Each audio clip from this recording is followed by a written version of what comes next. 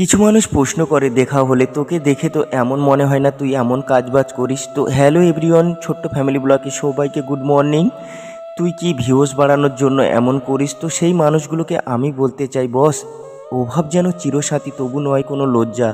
ঘামে ভেজা জীবন আমার, লুকিয়ে আছে অনেক আশা। তার মধ্যে সোশ্যাল মিডিয়া এমন একটা প্ল্যাটফর্ম, ভিডিও বানালে যে ভিডিও ভিউসে ভর্তি হয়ে যাবে।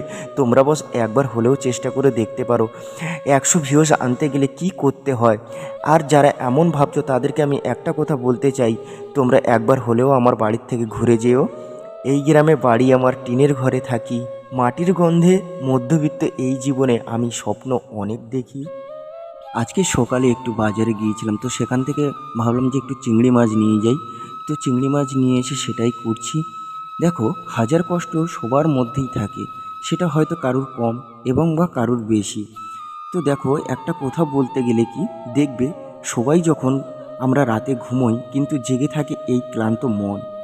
তারপর আবার যখন তুমি সকালে ঘুম থেকে উঠবে, আবার তোমার সঙ্গে তোমার মনটা যুদ্ধ করবে সারাটা দিন। তারপরে দেখো, সকাল সকাল আমার ঠাম্মা দেখি, আমাদের এখানে কালকের 2 জায়গায় কালী পুজো হচ্ছিলো। তো আমার ঠাম্মা জানি না কোথার থেকে প্রসাদ নিয়ে এসে, তো আমি সকালে যখন থালা বাসন ধুচ্ছিলাম, তো তখন ঠাম্মা এসে বলছে, এনে মায়ের প্রসাদ এনেছি, খেয়ে নে। তো দেখো কত সুন্দর, কত কী দিয়ে এইসব প্রসাদগুলো বানিয়েছে। এতে সুজি আছে, লুচি আছে, অনেক রকম ফল আছে। তো সবাই ভালো থাকে।